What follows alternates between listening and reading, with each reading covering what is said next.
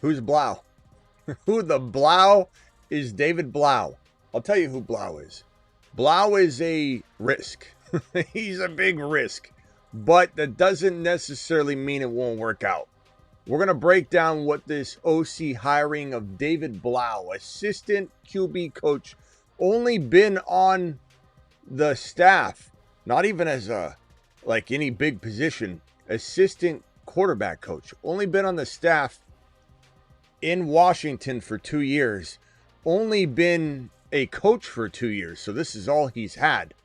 And he was on a practice squad, I think 3 years ago in the NFL. But while we're all quick to judge this situation, we have to remember a couple things here. We aren't there on the ground, boots on the ground, understanding why they're doing this. There's obviously a reason why. Also, keep in mind a big heavy hand. I know everybody's disappointed in last year, but Adam Peters knows a lot of what he's doing. He's a very, very good judge of player talent. And I'm sure he has a lot of say in this decision. He has tons of say in this decision. But this could be either very bad or very good. The things we got to keep in mind are two names: Sean McVay and Kyle Shanahan. Sean McVay and Kyle Shanahan were both completely unknown. I mean, Shanahan wasn't unknown, but unproven prospects at the coaching position when they got their jobs. And they were considerably riskier than this situation, if you remember back. Some of you might not have even been keeping track of such things, but I remember very clearly how questionable Sean McVay's hiring was at the time. So this is something that we need to consider, but there's also a lot of risk here. You have to acknowledge both situations. McDaniels too, and McDaniels didn't necessarily work out, but this is the trend in the NFL to go after these guys that people consider brainiacs at the position. And Jayden Daniels must very much want this. Adam Peters very much wants this. And the Detroit Lions were reportedly on their way to bring him in to likely sign him as the new OC in Detroit. And that just kind of tells you what kind of offense he wants to run. It also tells you how much confidence other teams have in David Blau if the Lions literally had him as their lead dog offensive coordinator candidate. It's interesting, and it gives you some solace in that this guy might actually know what he's doing. We honestly, even someone like me, doesn't know a whole bunch about him because all he was an assistant quarterbacks coach, and you're never going to know what his full job details were, what he was actually accomplishing, because he's never going to get credit at that level. So there's no information. Nobody has it. All we can get is hearsay, testimonials from people that had their boots on the ground in this situation. And everything we're hearing is very positive when you can get your hands on any of the information. The Fantasy Football Show begins right now. This is a big deal because Jayden Daniels and this Washington Commanders offense lives and dies by this decision. But I have a lot of people whispering in my ear that are very much Commander, content gatherers, suggesting that there's a bigger plan in place potentially, or a hope that a bigger plan is in place. I'll talk about that on the other side of the intro. The Fantasy Football Show begins now. Live from the FantasyFootballShow.com studios. It's the Fantasy Football Show. Live! Monday through Friday, 8 p.m. Eastern. Smitty is also live whenever news breaks. Detroit Lions were hot on this guy's trail, and they were trying to bring David Blau in for an interview. And let's hope David Blau doesn't blow. Let me just say that. He could blow. We don't know. Who the Blough is this guy? That's what everybody's saying. This is going to be the biggest meme ever made if he doesn't work out very well. So the thinking here, the underlying situation is that David Blau eventually is being groomed to be the head coach of this Washington Commanders team. The underlying theme inside the organization and connected to very decently connected Washington Commander gatherers, as I call them, information gatherers, some of them bad, some of them good, some of them beat reporters, basically the collective of Washington's news media, is essentially assuming that this is a future move, that the team views him like Dallas has viewed previous coaches. Garrett, for example, not saying good or bad, just that some organizations have somebody in the roots of the organization that they really believe in and they're trying to groom. And this is one of those, you know, they believe inside the organization that he eventually is going to replace Dan Quinn. And that if he has a remarkable year, they will actually let Dan Quinn go next season, even if they win and do well, because they're going to attribute it to potentially David Blau. And they don't want to lose David Blau. And what we saw happen to Ben Johnson, where Ben Johnson was the one to keep in Detroit, if you would have offered Ben Johnson the head coach job and said, Dan, we're going to fire you. Ben, will you stay if we promote you to head coach? Ben would have said yes. Ben wouldn't have left for Chicago. He wouldn't have. But it didn't feel like the right thing to do, right? Even though it probably was the right thing to do. And in your bones, in your gut, in the core of your being, as a ownership, as us fans and viewers of this thing, we knew it would be the right thing to do. But it's not something you can do. Or can you? Is it something that the Washington Commanders have the balls to do and the courage to do? If this thing goes well and people go, wait a minute, you're going to fire Dan Quinn. They just did well this year. They did well because if they do well, they do well because of David Blau. If David Blau fails, Dan Quinn's fired, David Blau's fired, Adam Peters is on the hot seat, even after a short period of time, and they go one more round with Adam Peters running things, and then if they don't fix it that year, they all get removed. David Blau is somebody they're putting their cojones on the table for. And Adam Peters is putting his cojones on the table.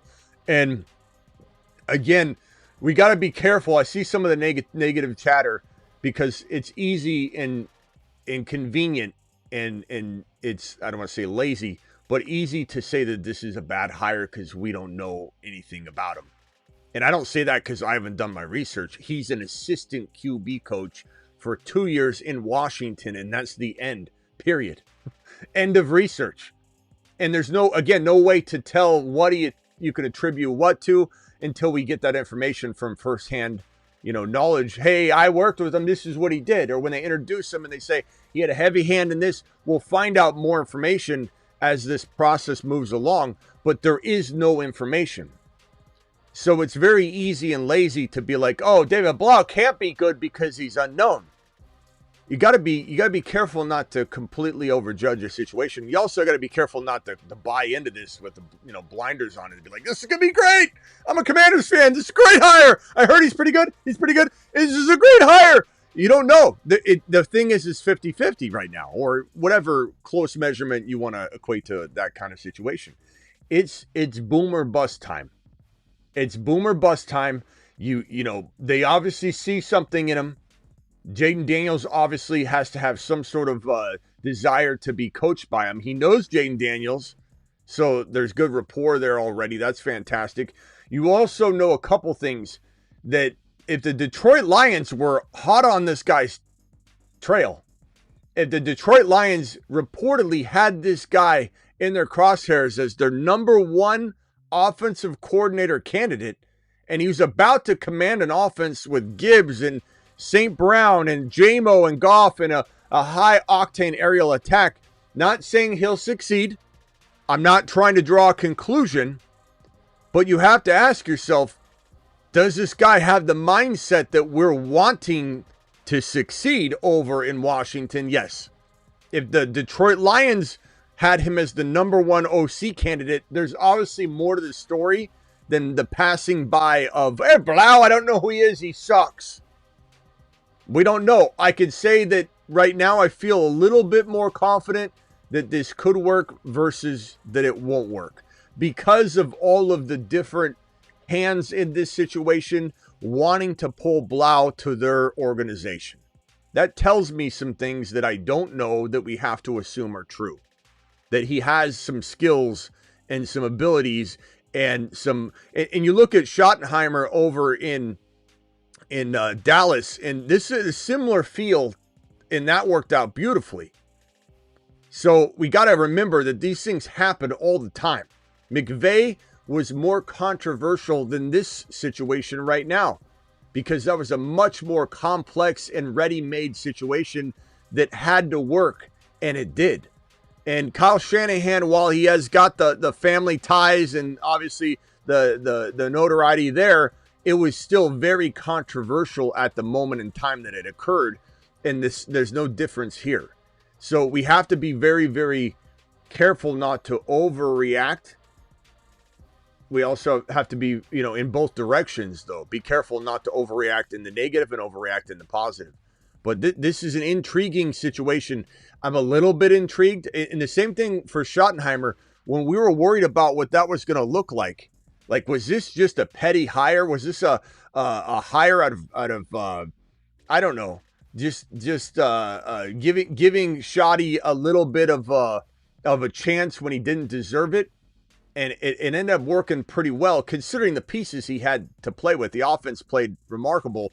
Pickens, everything flowed like wine on the offensive side of the ball. It was Jerry that really got his hands into the pot and messed up the stew.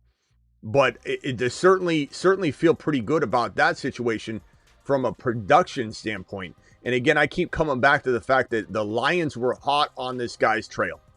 And they were trying to pin him down and pull him in as OC in Detroit. Now, you could say, well, Smitty, the OC in Detroit was just a horrible decision. So why are we trusting Detroit? Because Detroit likes him. Maybe we shouldn't like him. Maybe. But all I know is that going after an aggressive play like this for multiple teams tells me that there's something here. Whether it translates is another story. But this also puts into play Miami Mike McDaniel, who now is not going to Washington, and now you have McDaniel available for Detroit. And I think that might be where this is leaning right now. So we kind of have two nice things brewing, I think. One very risky in Blough, who Detroit wanted. McDaniel or Blough, maybe Kubiak. We'll see. Kubiak's probably getting a head coaching job. But people are going to inquire. We want, these are our wants. We want Kubiak. Kubiak's not leaving one offensive situation to go be a non-head coach somewhere, but people are putting it out there, right? These are the wish lists for Detroit. They want David Blau over McDaniel. They don't get it. Washington says we got to act quick in order to keep him. Sign him now. This is ballsy. Let's hope it works out. Let's hope we got the next Sean McVay or Kyle Shanahan, which, because there was no signs that those guys would be as good as they are, you can't really crap on it yet, can you?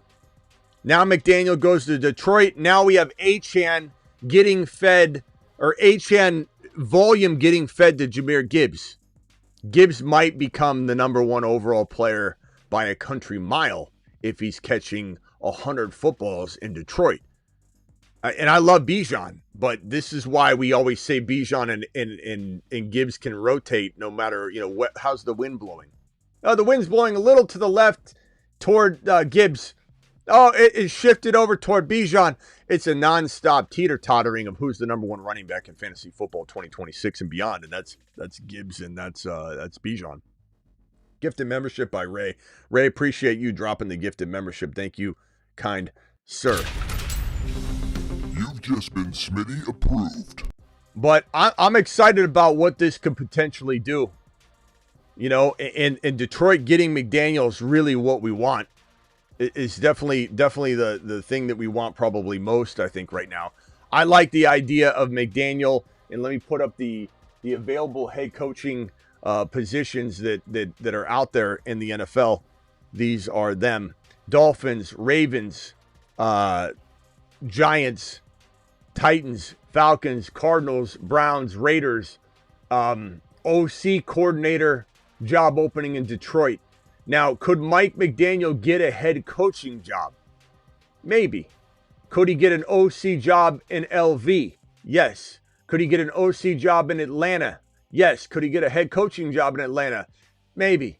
Maybe not. Could he become the head coach of the Ravens? Maybe. Could he be the offensive coordinator of the Ravens? More likely.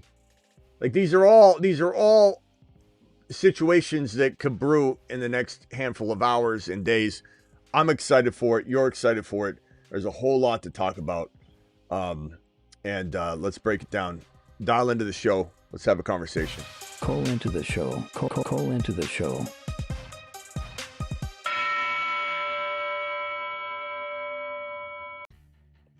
It is interesting. Go watch this video. It's dropping on the Dynasty channel right after this video. I'll drop it while we're live, and then drop the link, and then everybody can go watch it. So we'll post it live.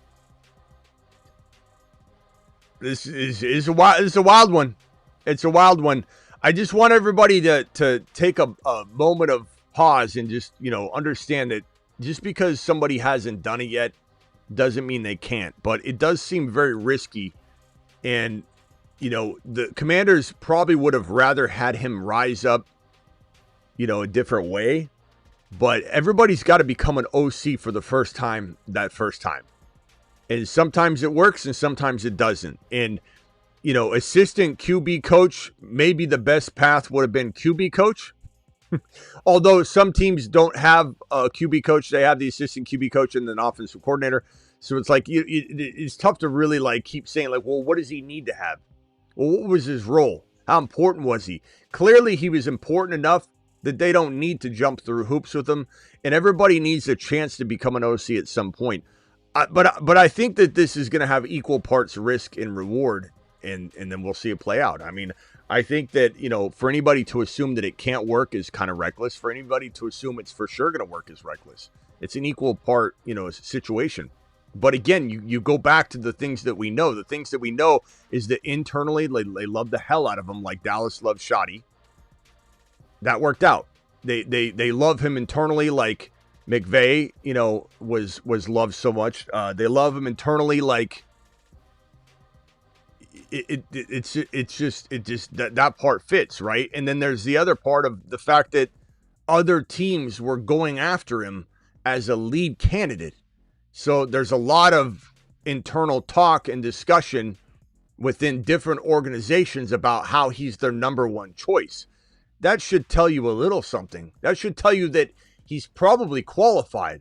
Now, every coach, QB coach, defensive coach, assistant coach that elevates to an OC role or elevates to a head coaching role doesn't always succeed. Think about it even in any of your career paths. Sometimes you're really good at one thing and you got promoted and you didn't like it. And you're like, I'm better at the thing down here. Or you get promoted, but you're better at something above that. Like maybe GM in another example. But that doesn't, just because it hasn't happened yet, clearly multiple teams think it's worth putting him in an OC role. Commanders had to either lose him to Detroit as the OC, unless Detroit's playing 5D chess and they just wanted to get McDaniel and they're like, tell him wait, who is his name? Blough? Blow? Tell me like David Blau. You blow, David. And maybe it's a 5D chess move. Yeah, tell me like David Blau. Blough, what's his name? And then they won't, and then they'll sign him, and then Mike McDaniel's ours. Can you imagine? We really don't know what's going on. No one does, because he's unknown. He's unknown. Nobody knows anything. Anybody says they know anything about him, they don't know anything about him. Plain and simple. But honestly, let me put it this way, and I mean this with all respect to Jayden Daniels, because you guys know I love Jayden Daniels. But I'm more worried about Detroit and the fantasy assets that we know are top 5 and 10 capable. You got St. Brown as a top 10 overall player. You got Gibbs as a top 1 or 2 overall player. You got JMO, who's a top 4 or 5 round player potentially. I'm more worried about that situation. I'm more worried about protecting those fantasy assets than I am Jayden Daniels, who I love, but we don't even know if we can trust him right now. And there's no other fantasy football assets currently on the roster that we're married to. We love Bill, but the Washington Commanders don't love Bill. McLaurin's older. Debo's older. They may draft a rookie wide receiver or Jeremiah Love, and then we're truly invested, and then we regret this moment in time where we're not invested. But at this moment, expecting maybe, most likely, the Chiefs or the Saints to draft Jeremiah Love. That's what we're kind of heading toward, right? That's the feeling we have, the gut instinct we have right now, is that this Jeremiah Love selection is going to be here at 8 to the Saints or here at 9 to the Chiefs if they don't go receiver because of Rashee Rice. Some say they could go off offensive line. Commanders at 7 could go Jeremiah Love, though, and then we're truly invested in wanting Mike McDaniel over there. Can you imagine how pissed we are? We're like, yeah, this works out pretty well because we want McDaniel in Detroit, and then we realize Jeremiah Love could have had Mike McDaniel as his offensive coordinator, and they could have thrown the ball 70, 80 times to Jeremiah Love. But either way, neither here nor there. Right now, with what we know right now, with the personnel involved with these situations right now, isn't McDaniel protecting Gibbs and St. Brown and J-Mo more important than going to Washington and protecting that situation? I think so. You've just been Smitty approved. That's my take in it anyway. So we'll go over the coaching carousel. I'll have a board up for that. Harbaugh most likely leaning, I would think Harbaugh. I mean, Harbaugh is so tough to say. Detroit seems very logical. I'm sorry, Detroit. The Giants, New York, seems very logical. Falcons are a possibility. Miami is a possibility.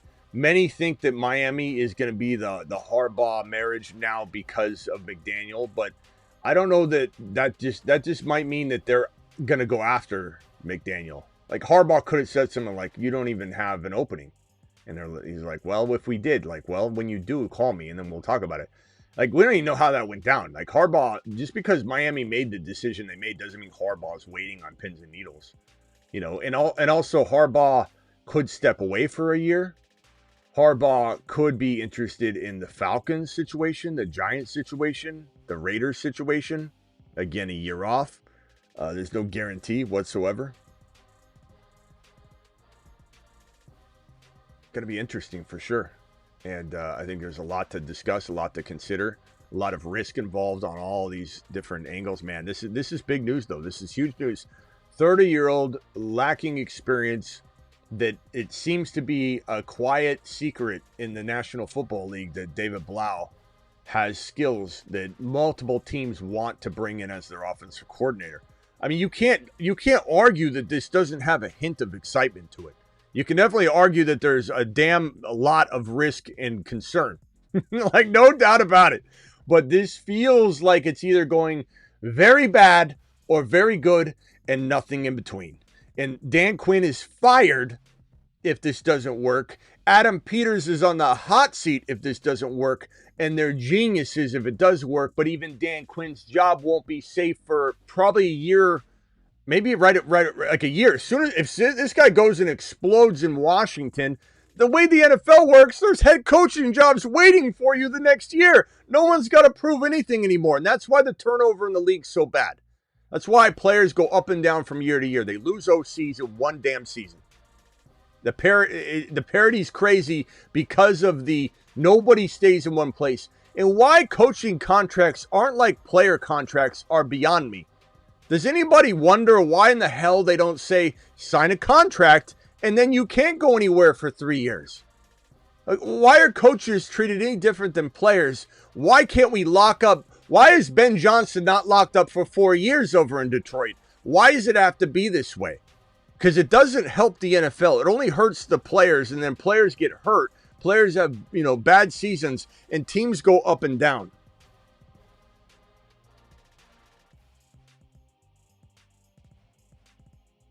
I'd have to say, if you ask me if am I more excited about this than pessimistic, I'd say I'm more excited because of what I'm hearing. We don't know. Negative Noah in the chat doesn't know. The people saying he's going to be trash, they have no clue. Those people don't know ball. You don't know what you're talking about if you say he's cooked, he's done, he's horrible. You have no clue. For anybody even running their mouth about how this is a bad, and I haven't read anybody, so I apologize if I'm stepping on toes there, the people that I love. He, like, Rockout's probably in there going, this won't work.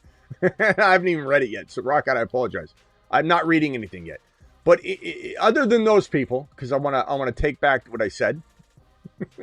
But anybody else that's saying that this won't work, you don't know what in the hell you're talking about. You're running at the mouth like as if you got some sort of insider information or some sort of skill set to judge talent you know nothing about, Jon Snow. But the same goes for anybody that says this will work. You don't know anything either. This is a wild man's territory, the wild, wild west. As Rappaport and Shefty called him, I believe, I forget which one said it, but it was that he was a genius boy or a boy genius. And so they're calling him dweebs. They're calling them like bookworm boy genius nerds. That you know, you go after the McDaniels, you know, the dorky bookworm boy genius, and that's what Schefter and Rappaport are calling this guy. They're saying that everyone internally is calling him the bookworm, the boy genius, the genius boy or whatever. It's I don't know. The Detroit Lions are trying to get him. Clearly something's there. Whether he translates or not doesn't even mean that it wasn't true. Like, it sounds like it's a lock that he's an intelligent guy. It sounds like it's a lock that other people, multiple teams think he's a genius. An offensive guru. In 2 years, everyone's like, this guy's a star. I'm not saying it's going to translate, but that's what we can determine, that multiple teams feel this way, clearly, because he's Detroit's #1 OC candidate, which is wild. It's wild. I admit it's wild because we don't know much about him. But that's definitely the case. Now, will he be a good OC? Guess who was a boy genius and a bookworm dweeb that knew everything about offenses and schemes and was an absolute, I don't know, Einstein? Mike McDaniel, who was a piss poor head coach that can't even speak clearly because we don't know what the hell's going on with him. He's incoherent. So do you think that, like, we don't know. Maybe that's part of the allure. Let's hope David Blau can't speak well. Let's hope he goes up there and stutters over and over and over, because that would be the indication that he knows how to throw to the damn running back.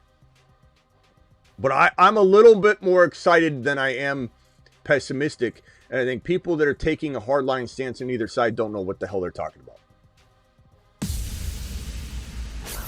Live from the Fantasy Football Show. Call into the show. Dial in. Dial in. Dial in. I think what Rockout said here is probably the way that most people should be attacking this or speaking about it.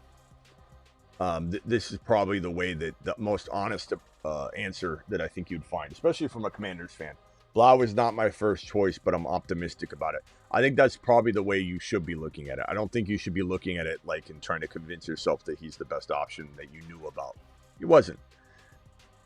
But McVay was very, very, very doubted when McVay was hired. And granted, you know, I'm not saying that McVay and Shanahan didn't come with different levels of experience. I'm not trying to suggest this. Again, Blough is probably the least experienced of the three when we talk about it, or definitely was. But for whatever reason, he's impressing the hell out of everybody. This is like that guy, like, just for everybody to take this into context. This is like that guy at work that the boss finds that knows everything, and the boss is going into meetings with everything that person's cooking up. And this person's got this low-level position, and the boss is just like feeding into it, like, okay, what do I do here? And this computer nerd's giving him all the information, takes it into the business meetings and crushes the business meetings. Crushes and blows everybody out of the water. Like, this apparently is what this guy's been doing. Has he been cooking up stuff? Clearly wasn't cooking up enough, because last year this team, you know, suffered massively. But I don't think he was, you know, had the keys to the castle. One reason they got rid of Kingsbury is probably because this guy couldn't cook. You know, Kingsbury wouldn't allow another cook in the kitchen. And so it's probably a pretty controlling type of relationship. And I bet you that they just said, we want to unleash the beast. And Blough, let Blough. Let Blough. Let him do Blough type things. Because if he doesn't do well, we're changing his name to Blow. He goes from Blough to Blow. You got to play my DM later. Thank you, Rockout. Appreciate you. Remind me when we're not on this topic right here. But yes, thank you, Rockout. Appreciate you. So, dial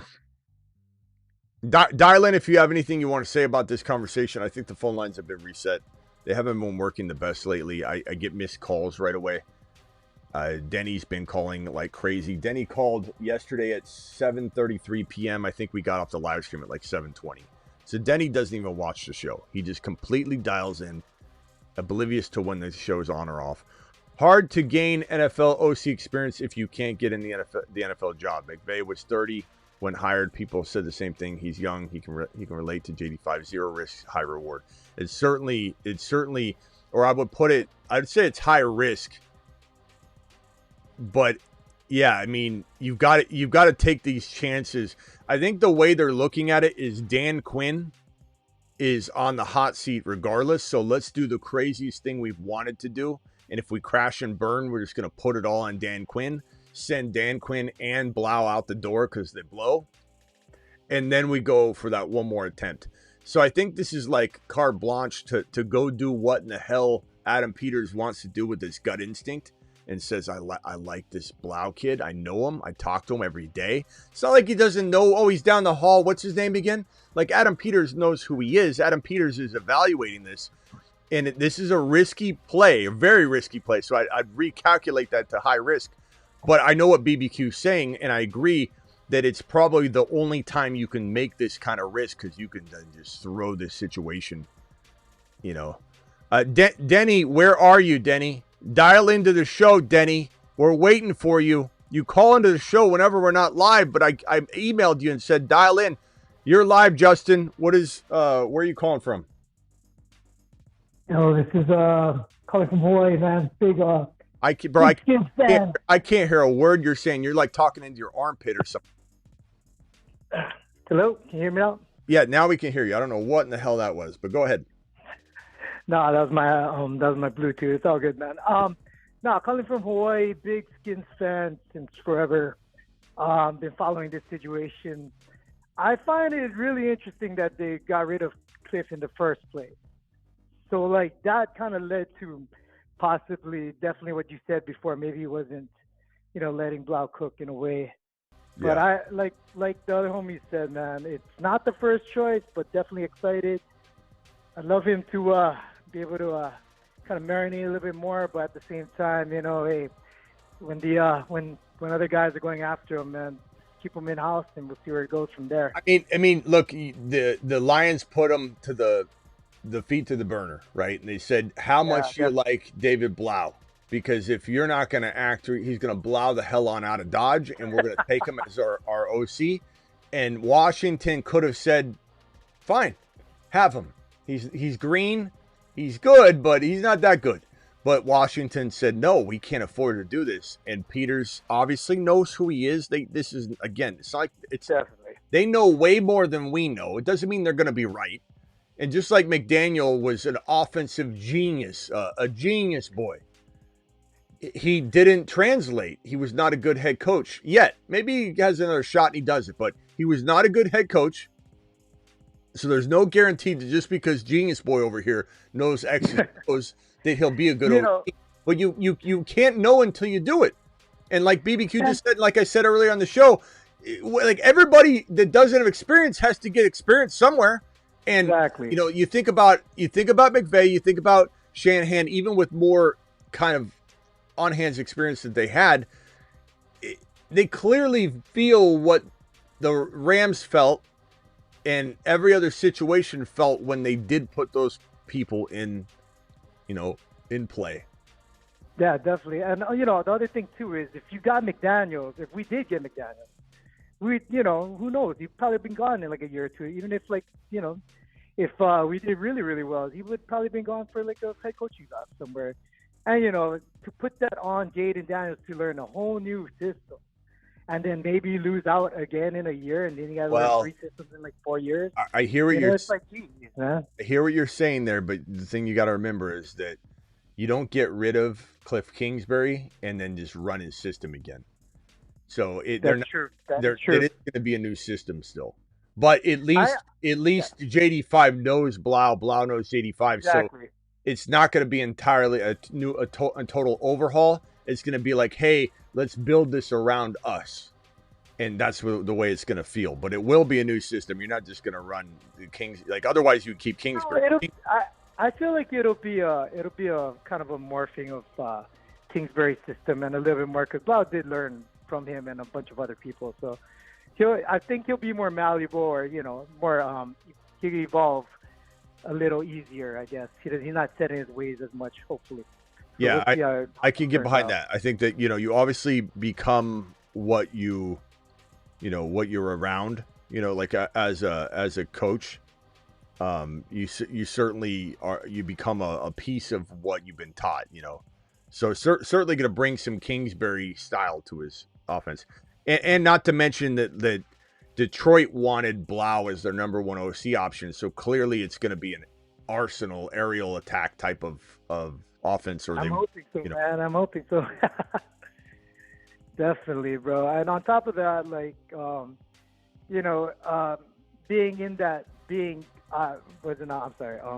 Dan Quinn, he went through this before when he was in Atlanta. And he got rid of a lot of good guys and we would just say pick years ago. I forget who it was. I think it was Stefanski or somebody. But, and a lot of the other guys went to San Fran and, really blew up there. So I think he's kind of, playing off that lessons learned in the past. And I want to go with the more riskier pick this time, the younger. Well, and honestly, I think it's more the organization and Adam Peters than Dan Quinn. But because I believe in what I'm hearing, like I said, and what the whispers are all saying is that this is Dan Quinn's replacement. So I don't think Dan maybe even was aware fully when I don't think Dan's making this call. I think he might have a hand in it, but the thinking is that this guy's going to take Dan Quinn's job. That's what. Well, we'll see. Hopefully, maybe in like a few years, but I don't. Well, but that's the problem. But that's the problem, though, bro. Is if Blough does well, like he has to do well in order to stay, and if he does well, someone's going to take him. So it almost has to be next year. Like this is Dan's. If Blough does bad, this is Dan's last year. If Blough does amazing, this is Dan's last year. This is Dan's last year, no matter what. Like, because if Detroit wanted to take Blough as their head lead dog candidate for OC this year, you think a team's not going to want him as a head coach? It's crazy to say, but that's the world we now live in. It's stupid. It's a stupid world. We live in a stupid world where 1 year you do something good for 1 year, you get a head coaching job the next year, no matter what. That's just the way it is. Yeah, it's so instant. It's so crazy. Just like college football too now. That's crazy too, man. Unreal. Everything's so quick now. 1 year change. It's unbelievable. But I'm like I said, I'm a Skins fan. I am definitely hopeful for the future. I'm pretty optimistic. I feel like Jayden puts in enough work where no matter who's there, it'll work out on his end. Anyways, we'll see. All right, gotta go, bro. Appreciate you. Later. All right, take care, bro. Thank you. Yeah, I mean it's interesting, man. It is interesting. It's definitely crazy, for sure. I mean, it's wild. So we're watching this this game here. Dial in if anybody wants to have a conversation, but definitely think anybody that's like overly optimistic or overly pessimistic isn't just thinking correctly. It's deeper than that. There's a lot going on, and nobody knows anything, to be honest with you. All we know is what we're hearing, and what we're hearing is there's tons and tons of upside, apparently. Now, Dante Moore, quarterback that guys have been talking about as a prospect, is out here passing for 65 yards through the second quarter with 2:32 left. 65 yards, 1 TD, 1 INT.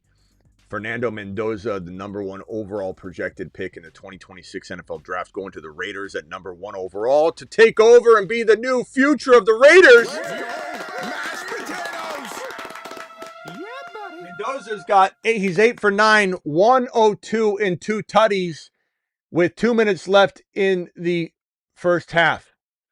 Mendoza looks fantastic. He just looks fantastic. Even running the ball.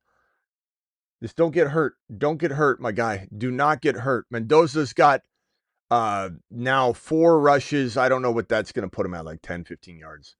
But Mendoza looks fantastic. 102 and 2 touchdowns. The score is 28-7. Indiana is up on Oregon, just blasting them to pieces by 21 points. Up by 21. What a fun little Mendoza half. And Dante Moore says, I better go back to college. I better go back to college because this isn't looking pretty. His stock's declining as we speak. This is the New York Jets starting quarterback. Dante Moore back to college.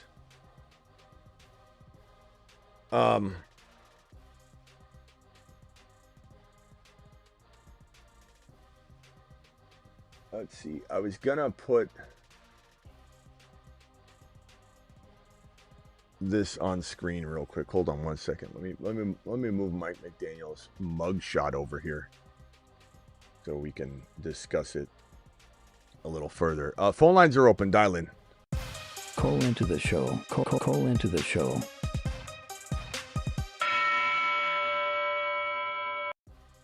God, Mendoza looks good. And on top of that, it's just like the situation in LV is going to be fantastic. So McDaniel, hopefully McDaniel, put this right here. Let's put we'll put the likely landing spot for McDaniel right next to his mug. Not saying it's a guarantee by any means whatsoever, but this is what we want. This is what we hope for. We hope McDaniel becomes a Detroit Lion offensive coordinator. Blough to Washington. Blough stays in Washington. McDaniel hopefully this solidifies Detroit. Because Detroit was so into this Blough character. They want to Blough over McDaniel. So, it is what it is. I'm sorry. Did I get to BBQ Super Chat? BBQ, hard to gain. Yeah, I already did that one. Rock out. Let me go over to Rumble. Rumble, I haven't given you any attention yet. I so apologize. We got Cake over on Rumble. We got 9-7 Trees over on Rumble. We got Golf over on Rumble. I have family in Oregon. They just might have lost before it even began. Bummer. Indiana got a great team. Poor Oregon, says Golf. Appreciate you guys over on the Rumble side of the fence. Our Rumblers are amazing.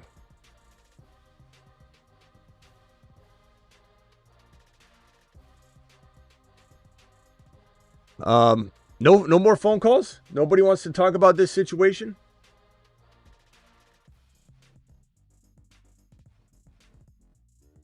Nobody wants to dial in and talk about this situation?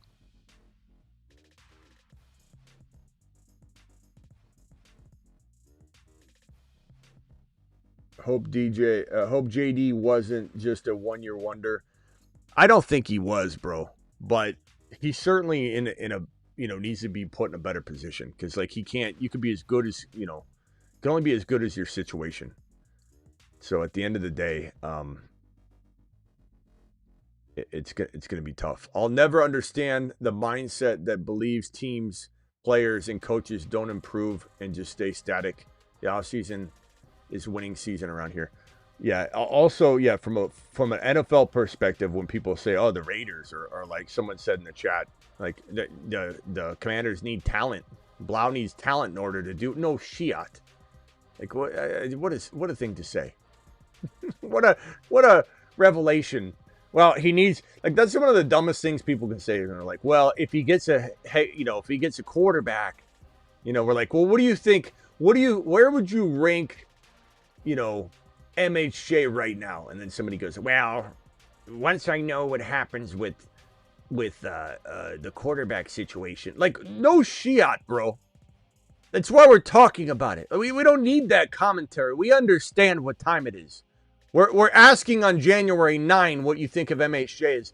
Do you think we're asking, hey, once you find out and you want to make your safe guesstimation, let us know? Of course we know.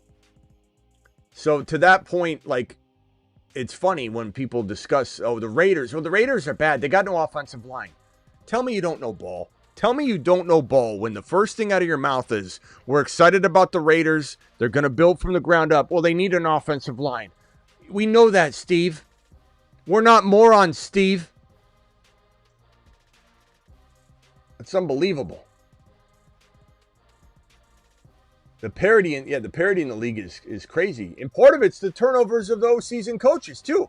Like, you could be the best team in football one year, you lose your OC and DC, you're trash the next year. You can go from, as Rockout just said, and BBQ just confirmed and triple stamped a quadruple stamp right there, you literally can go from 0 to hero, not just because of the changes you can make in one offseason, but because of the changes that could happen to the team at the top. Thank you for the super chat. Racing Boy racing in here with a $20 holler. Alert. Super chat alert.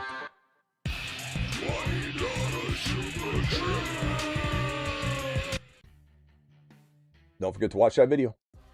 Now, before we leave, I'm going to hit go on this Dynasty video, and I'm going to drop the link.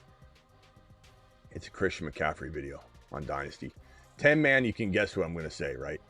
10-man 0.5 PPR for running backs. Need advice. 10-man 0.5 PPR for running backs. Mendoza marching. Oh, it's going to be a rushing touchdown down to the 1 yard line. Is this going to be a Mendoza sneak for one score, giving him 3 TDs in the first half, cementing his glory, cementing the #1 overall draft selection to the LV Raiders so that Mendoza can cook under Tom Brady's guidance? I smell meatloaf. Hey, Ma, the meatloaf. Let him cook.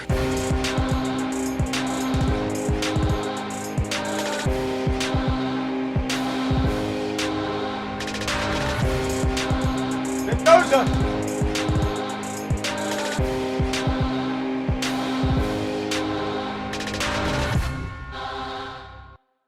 Running back is stopped at about the 2.5 yard line. Means Mendoza's probably snapping this to pass. Maybe a bootleg. Who knows? But Mendoza's ready to rumble. It is 3rd and goal. It is passing territory. It's Mendoza time. That Mendoza magic. We're going to take magic away from Caleb. Magic's now being used for Mendoza. Let's see some of that Mendoza magic. Is he under center? We got to line up properly. We got to mirror this properly.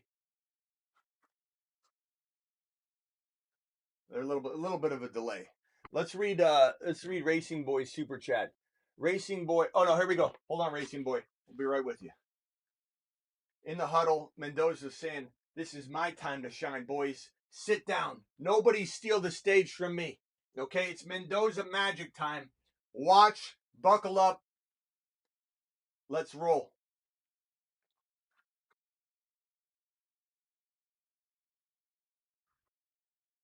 Is he in the gun?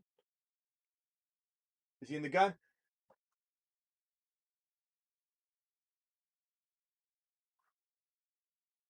In the shotgun. Mendoza takes a snap. Launches it into the end zone. Touchdown, Mendoza! 3 touchdowns in 1 half. The boys cooking, the boys. Mashed potatoes. Mendoza magic is doing it live. Let him cook.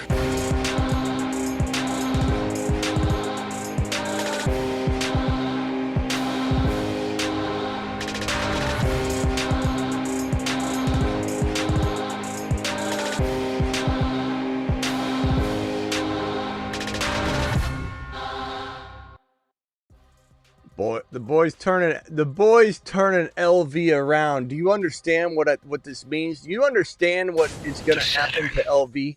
Does anybody even comprehend how glorious this Mendoza magic to LV?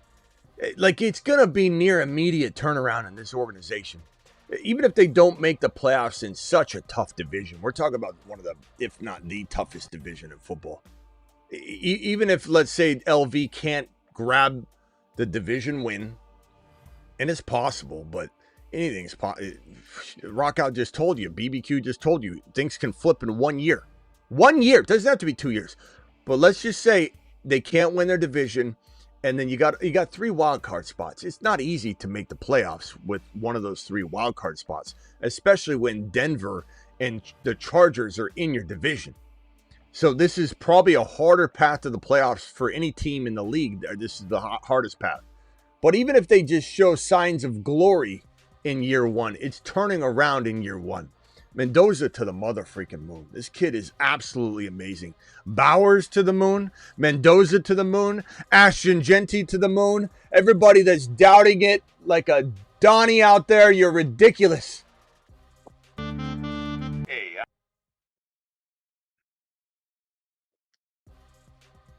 I don't know what's going on here. Hey, I'm Dom and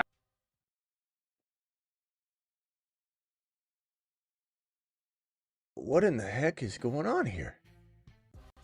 Let's see if this will play again. Hey, I'm Dom and I drive fast cars, get hot chicks, and draft Ashton Genty double fist style with 2 cell phones at the same time. Why do I have 2 cell phones? One for looking up Ashton Genty stats all day, the other is for getting chicks. The Jupiter men. Jupiter is so large. The Saturn men. One small step for man, one giant leap for Saturn. I gotta admit something, guys. I don't think Bowers should be a Saturn man. Spaceman. I don't think Bowers deserves to be on the Saturn board. I'm taking him off. The Jupiter men. Jupiter is so large. Every planet in the solar system could fit inside it. There are no bigger monsters than the Jupiter men.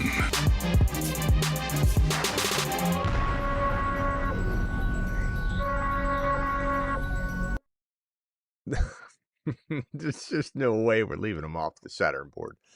We got 2 Raiders on the Saturn board. I love that. People are going to be like getting their pennies in a bunch. You realize you've got 2 Raiders on the Saturn board? Or the Jupiter board, Smitty? I'm sorry, the Jupiter board. You realize they need an offensive line, right? Have you heard about their offensive line, Smitty? There's a problem there. They need an offensive line. And so I think probably all due respect, I still love you. I still love you, Smitty. You're still the GOAT, Smitty, but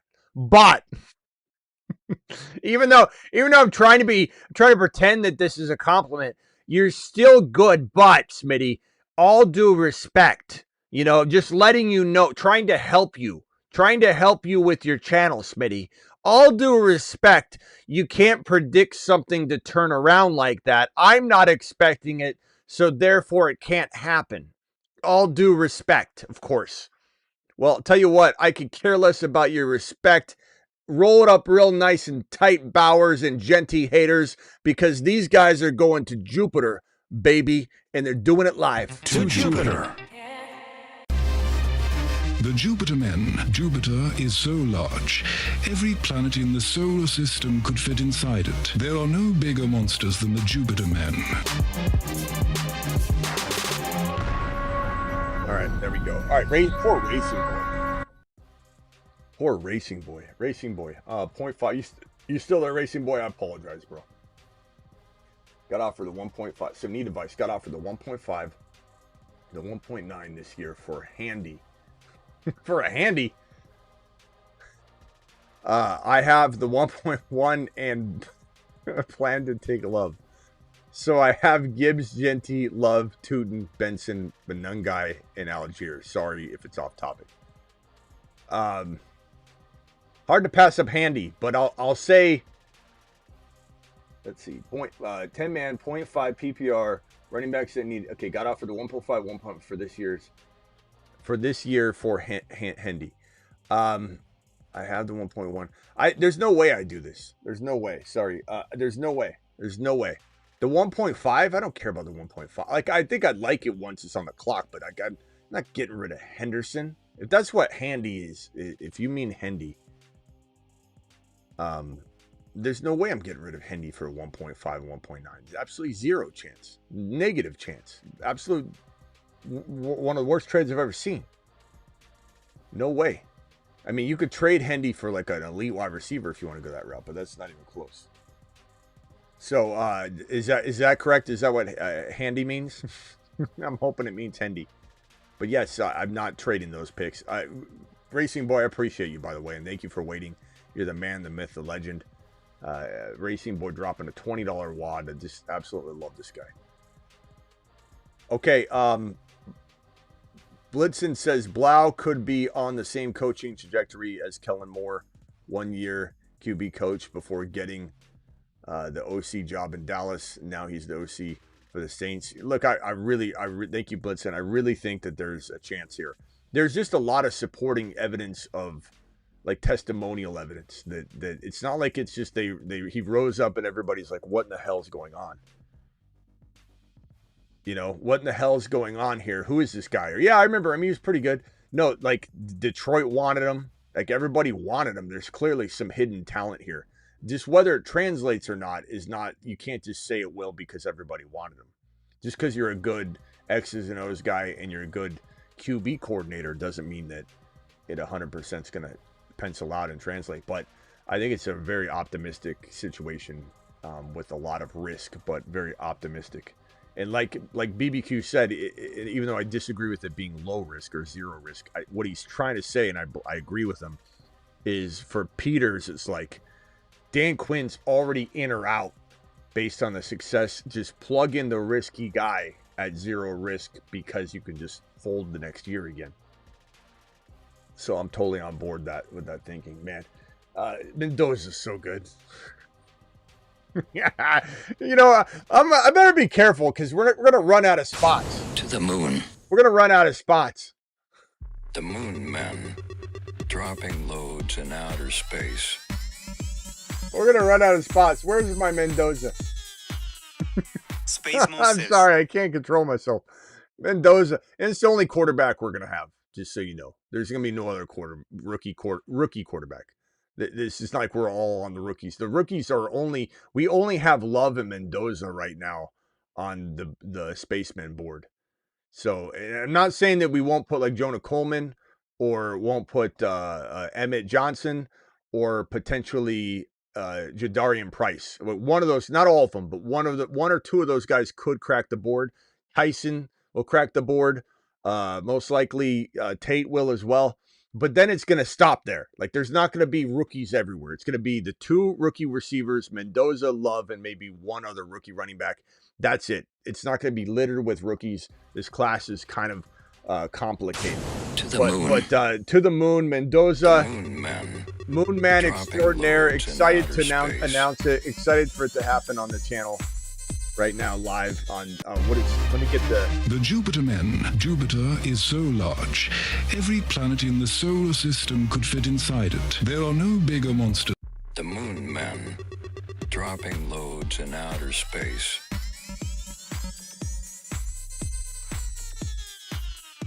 Space monsters. Let's get a date on here. Where's that date? Damn it. I thought I grabbed it from the other one. The Jupiter men. Jupiter is so large, every planet in the solar system could fit in. The moon men dropping loads in outer space. What's today's date? The 9th? Mendoza cracking the board on January 9. Space monsters. And, you know, you could look at this from a Dynasty feeding Bowers, feeding Genty perspective if you wanted to. Like, I might even make a Dynasty board and then take him off the Dynasty, take him off the Moonman board and put him on the Dynasty board. But very excited. Very excited about Mendoza. All right, guys, I'll be back at midnight Eastern. Appreciate you all being... Oh, no, hold on. Don't go anywhere. I need you all to go into the Dynasty stream. Okay, the Dynasty video. Here we go. So let me upload this, or let me just hit go on this. Let me see real quickly. Boom. Boom. And here we go, ladies and gentlemen. We're about to go live on this Dynasty video. I'll drop it in the live chat right here. Let me see if I can go back. Okay, we'll make this video live. And there it is. Here's the video. The Dynasty video is up on the channel, the Dynasty channel. And here's the video. Go watch the Christian McCaffrey video right there. Boom. There it is. I'll pin the link on the way out the door. That is the Christian McCaffrey Dynasty video that just dropped on the Dynasty channel. Rumble, here's the link right there. Boom. There's the Christian McCaffrey Dynasty video that just dropped on the Dynasty channel. Go view it. Do it live. Fantastic. The Dynasty channel is booming. I would not be shocked if the Dynasty channel was literally half the size or more than the main channel after December. And that's not a knock on the main channel whatsoever. It's just that Dynasty is cooking. And we're doing a better job, in my opinion, than anybody in terms of the content and how we attack the content and how bold we get with the content. But that video has just dropped. Go watch the Christian McCaffrey video that I just pinned. And we'll be back at midnight Eastern. Appreciate you all. Thank you, BBQ, for the gifted memberships. Let's see here. Gifted memberships we had was BBQ gifting 20 gifted memberships. Holy smokes. Did I celebrate that? Did I even celebrate that? Did I even see that? BBQ with 20 gifted members. I know I saw something. We also had Ray with the gifted membership. BBQ with 20 gifted memberships. BBQ, my boy. You've just been Smitty approved. BBQ, you still out there? Thank you so much for dropping those gifted memberships. BBQ, thank you for that. And then also the super chats. I had Blitzen with the $5 hauler, Racing Boy with the mother freaking $20 hauler. BBQ with 10, BBQ with the 10 equaling 20. Alert. Super chat alert. BBQ with the give me $50 hauler. And then rock out with the $2 hauler. Rock out, here's your DM. Hold on. Rock out, thank you for the super chat. Here's Rock out's rap that he wanted to drop for everybody. Here it is. I think this is probably about Breece Hall, right? Yeah. We be going run the run, we score a touchdown. I be going on, kicking it down. We be going run the run, give me touchdown. Breece, one call away, oh Breece, one call away, it Breece, Could you guys hear that okay? Was my mic picking that up? If not, let me play it one more time through this, just in case. This is Rock Out in his glory. Rock Out's glory, ladies and gentlemen. Did everybody hear that okay? Too fast? No, it's not too fast, bro. It's perfect. Give me my Breece, give me my haul. We be going run the run, we score a touchdown. I be going on, kicking it down. We be going run the run, give me touchdown. Breece, one call away, oh Breece, one call away, it Breece, Thank you, Rock Out. Appreciate you. That's perfect speed. Thank you for that Breece Hall rendition. We might have to put that on a video somewhere. That's a good one. Breece Hall, one call away. I like it, man. That's your catchiest one yet. Breece Hall, one call away. Breece. Like if we had a choir behind that, you know, like Rock Out just going Breece Hall, and then this like choir of like 15 people going one call away. Breece Hall, one call away. All right, I'll see you all at midnight Eastern. Live whenever news breaks. Live at 8 p.m. Eastern every single Monday through Friday. And live at midnight Eastern almost every single night. See you guys, gals and girls at midnight Eastern. Thank you, Blitzen. Thank you, Rock Out. Thank you, BBQ. Thank you, BBQ. Thank you, Racing Boy. Thank you, Rock Out. Thank you to my Rumblers over there. Thank you to, what was it? Ray for the gifted membership. And thank you, BBQ, for the gifted memberships. Drop a BBQ #1 emoji on the way out the door for all of his generosity. BBQ, you still out there? Appreciate you, my boy. See you tonight at midnight. Deuce.